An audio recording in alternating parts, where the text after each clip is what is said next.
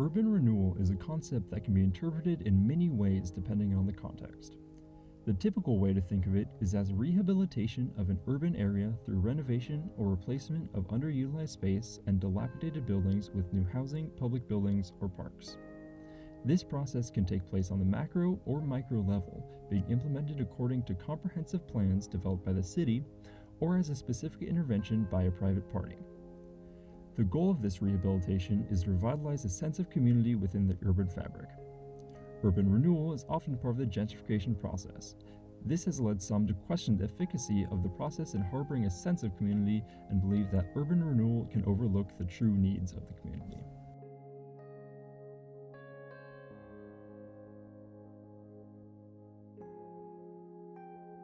In urban San Diego, the traditional approach to urban renewal is more common. The Downtown San Diego Partnership is a program that is trying to reimagine public spaces in the city center of San Diego.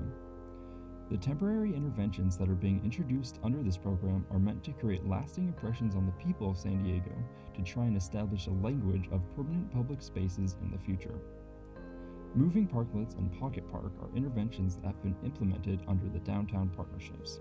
Moving parklets are small, mobile parks the size of street parking spaces that give the public an opportunity to have a collaborative area anywhere in the city. These movable green spaces provide rest areas as well as a new outlook on the traditional bench and sidewalk.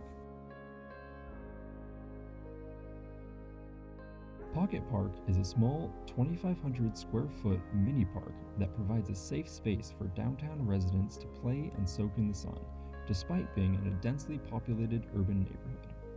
Reactivating a small site instead of developing a project larger in scope promotes urban renewal at a smaller and more manageable scale. The Pocket Park project is part of a larger movement of placemaking. Placemaking is a philosophy and practice of design that looks to transform underutilized spaces in urban areas into engaging places for the public that promote health, happiness, and community. An example of a larger urban intervention is Courtyard in San Diego's East Village. Courtyard originated as a thesis proposal by the 3 founding members of RadLab. The project was conceived relative to the realization that, due to the economic downturn, a large amount of city-owned land remained vacant and not ready to be developed. The chosen lot has been empty for a number of years, gathering nothing but trash, blight, and vagrancy. The RadLab team has adopted the challenge to temporarily occupy the space with retail, restaurants, art galleries, gardens, and community-based uses that provide an urban park with a sense of place. Courtyard follows Pocket Park's approach of reactivating an empty lot in order to create a gathering and activity space for the community. Although community spaces such as these are only designed to last for a handful of years, they allow community members to see the possibilities in these empty lots and could lead to funding and permanent implementation of urban parks in the future. When the concept of urban renewal is moved away from the urban core of the city, it transitions towards infill renewal. Urban infill is development that is sited on vacant or undeveloped land within an existing community and is enclosed by other types of development. One group working on infill renewal, not just in San Diego, but also abroad, is Four Walls International, a nonprofit enterprise.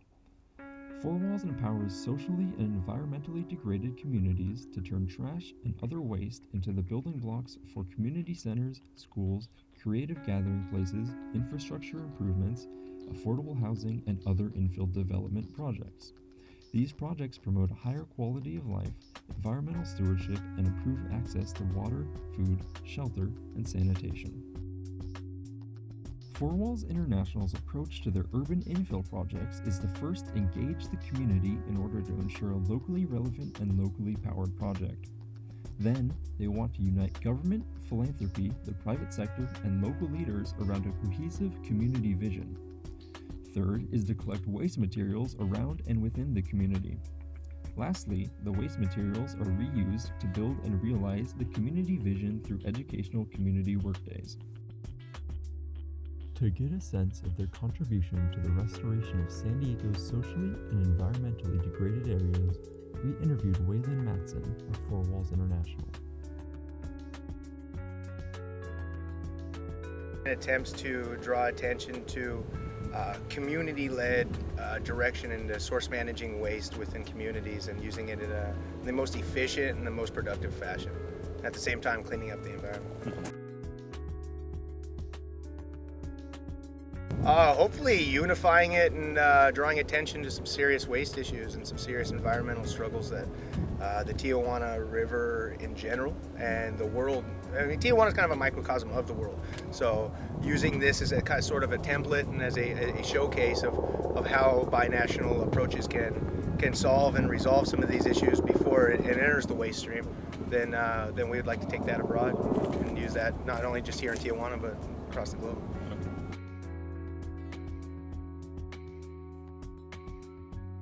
For me anyways, I just definitely saw how complacent we were with being kind of lazy and being kind of stuck in our ways and not viewing things from a different perspective and being able to apply that to solve simple problems and complicated problems simultaneously. When we first started, we were looking at all different places: Haiti, Nicaragua, and that's part of the problem still, is being able to filter out the most successful and most viable projects. But being here along the border region and finding a niche here along the just in Tijuana and San Diego, and then the 14 sister cities all along the border, all the way to the Gulf of Mexico, really shows, I think, an ability to see the developing world butting up against the developed world, so to speak, and seeing how that permeable line and borders in general kind of create this weird place. It's permeable, but no one really views it as like a home. So so because of that, you can see environmental degradation taking place a lot more so. And being able to call Tijuana, San Diego home has just been allowed us to bring different people to the table to say, okay, we can solve common issues.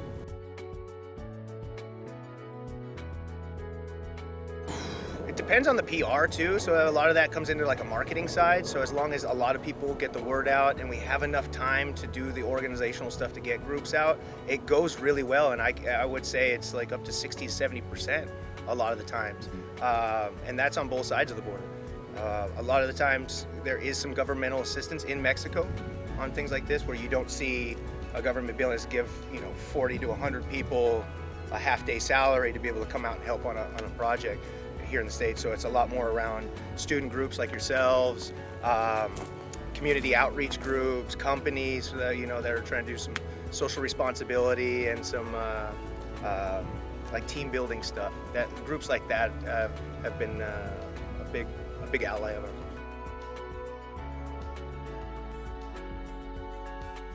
To be honest with you, messing with trash is a dirty business. Nobody really wants to mess with trash. And one of the reasons why we are really based in Tijuana is because I can walk in on any street in the United States and ask somebody, or tell somebody what I do, and they're gonna, well, there's no money in that. I tell people what I do on the other side of the border, and they're like, oh, that's brilliant. How do I become a part of that? So it's way easier to get people at least interested and on board on the other side than it is here in the States. Here it's kind of like, oh, look, there's just a bunch of do-gooders there. It's kind of like, oh, I can use these skills and actually apply them to my own life.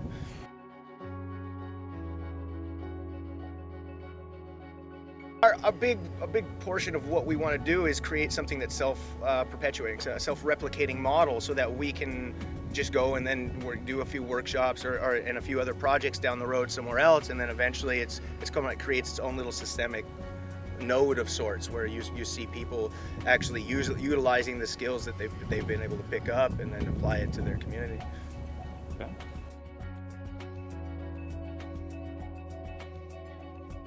But this project in particular has probably been the only project that was set back at all, just because we needed a coastal commission permit, and that we're fortunate to be working with California State Parks, so they were able to expedite it a little bit. But even then, it was still like a 3-4 month process, maybe borderline 6 months.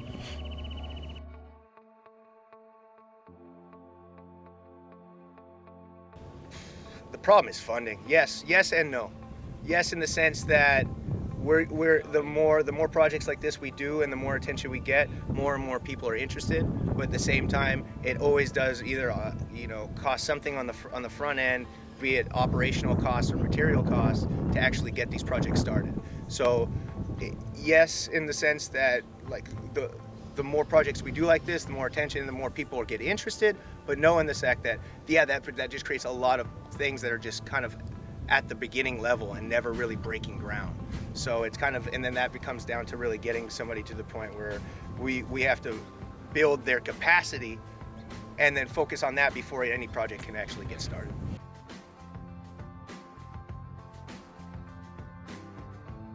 Just because how many are pulled out of the Tijuana River Valley. I think the county or the city of San Diego put a number at around $10 a tire to have them remediated out of the valley. And it's almost literally a 10-to-1 return upstream. So people can spend millions of dollars here in remediating all these tires and waste and sediment issues, or they could spend a fraction of that money upstream and stop it before it even starts.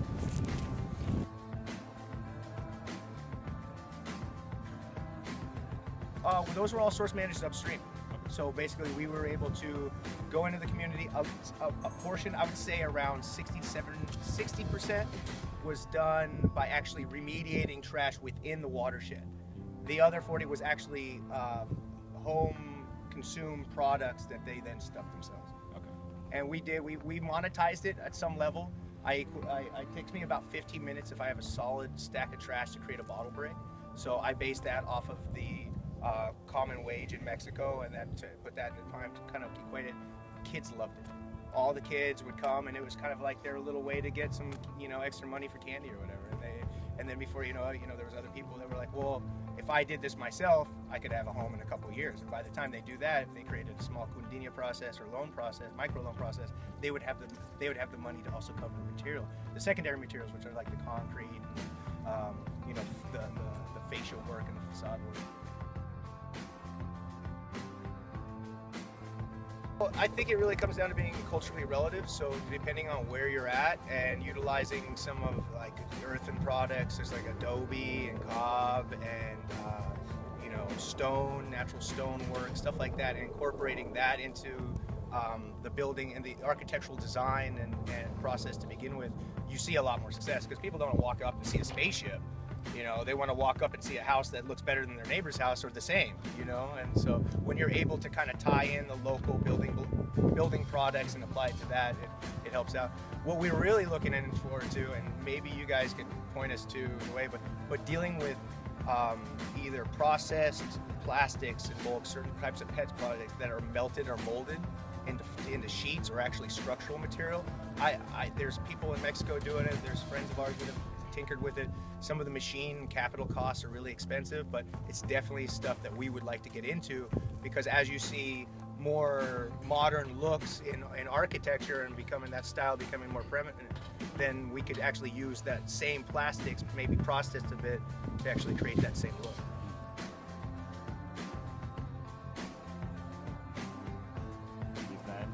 A tire degasses within the first 500 miles of use. So any kind of like health effects or ramifications that would come from the tire are usually spent. They're off gas within the first 500. After that, everything's pretty much encapsulated. So you're running layers of plaster and or earth behind it, or plastic sheeting for your drainage, or depending on the layout of your design. But for the most part, you'll never have an off gas. Way better than drywall, way better than any sort of construction adhesives or anything that's actually typical in either LEED certified or regular everyday stick homes.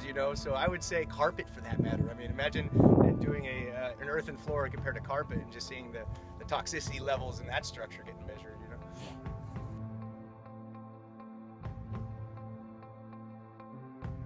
Stuffed bottles, yes, those definitely require some human energy into the stuffing aspect, because each one of those is, we use inorganics, foams, and plastics majorly. We don't want to use any organic material, but each one of those carries at least a quarter pound of plastic or trash. So that requires a lot of human energy to not a lot, but it requires some human energy.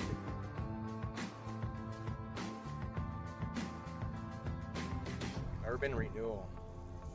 I think it's an oxymoron. I don't think anything urban can ever be renewed. I think it's its own living, breathing organism of sorts. I think the urban landscape that we see now is going to be rewritten countless times, all through different forms of infill. And I think infill renewal is what you really need to focus on, and really plan, and architects and engineers and designers in the future need to think not just 2 steps ahead, but 3, 4, 5 steps ahead, and be able to work in corridors and allow natural processes to take place. Allow water to be absorbed into the soil. Don't eradicate your topsoils. Don't start knocking down and creating paddies and engineering paddies. Build where you're allowed to. Don't try to force.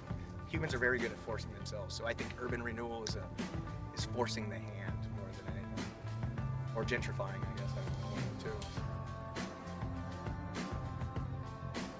Four Walls International has taken the idea of urban renewal and turned it on its head, choosing not to focus on the developed, but instead the developing. They have changed the idea of urban renewal into that of urban infill, teaching locals how to turn discarded waste into the building blocks of a neighborhood. These projects not only allow for the physical manifestation of urban renewal, but create something greater, a truly renewed sense of community through placemaking.